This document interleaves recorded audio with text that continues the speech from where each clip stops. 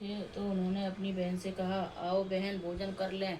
बहन बोली, आज मेरा करवा चौथ का व्रत है, इसलिए चांद निकलने पर उसे अर्ध की भोजन करूंगी। तब भाइयों ने सोचा कि चांद के निकलने तक बहन भूखी रहेगी, अतः एक भाई पेड़ पर चढ़ गया और वहां उसने एक दिया जलाया और दूसरे हाथ से चलनी की ओट कर दी और जिससे वह दूर से चांद जैसा लगने लगा। फिर शेष भाई अपने बहन को उसी नकली चांद को दिखाकर कहने लगे, बहन चांद निकल गया, चलकर पूजा कर लो। तो बहन बहन अपनी भाभीियों से बोली, चांद निकल आया, चलो अर्घ दे देते हैं। भाभी बोली, तुम्हारा चांद निकला होगा, हमारा चांद तो रात को ही निकलेगा। तब बहन ने अकेले ही उस नकली चांद को अर्घ दिया और उसके चांद बाद जब वह खाना खाने लगी तो पहले एक ग्रास में बाल निकला, दूसरे ग्रास में कंकड़ आया और तीसरा सारा मुंह में, और करते ही ससुराल से संदेशा आया, उसका पति बहुत बीमार है, जल्दी भेजो।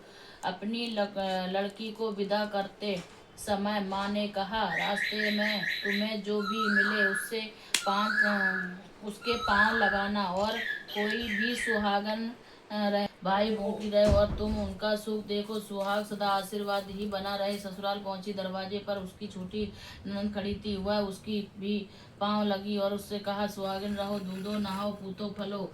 उसने यह सुनकर उसके पल्ले में गांठ बांधी और उससे सोने का सिक्का दिया, फिर भीतर गई और सास ने कहा, तेरा पति धरती पर पड़ा है। तो वह अपने पति के पास जाकर उसकी सेवा करने के लिए बैठ गई। बाद में सास ने दासी के हाथ बची कुची रोटी भेज दी।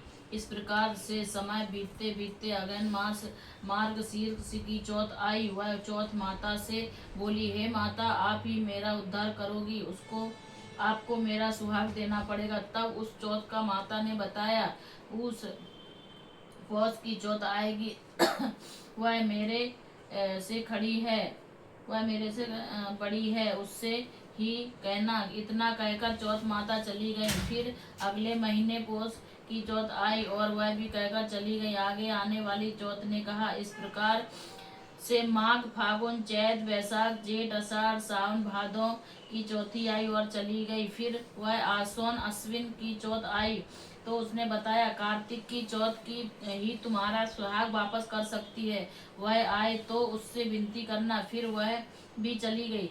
जब कार्तिक की चौथ आई तो बोली, भैया भाइयों की प्यारी प्यारी करवा ले दिन में चांद उगानी करवा ले व्रत खंखड़ करने वाली करवा ले। सुनकर चौथ माता के पांव पकड़कर गिड़गिड़ाने लगी, हे चौथ माता, मेरा सुहाग तुम्हारे हाथों में है, आप ही मुझे सुहागिन करें।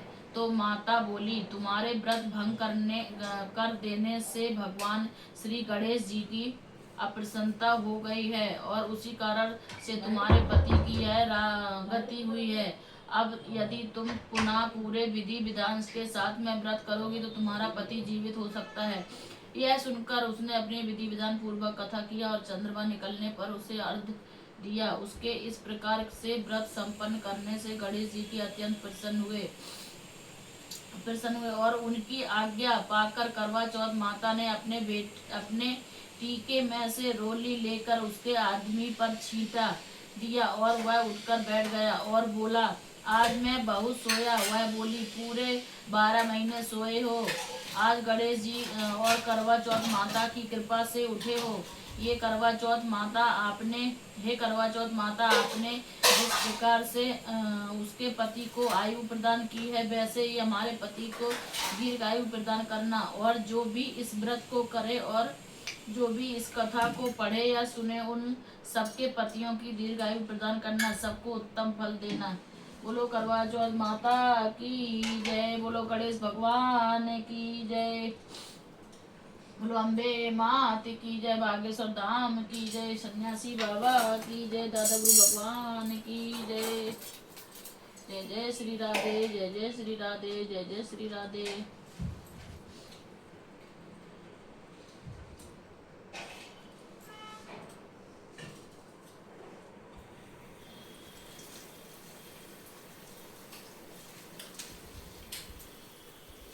हो गई मम्मी?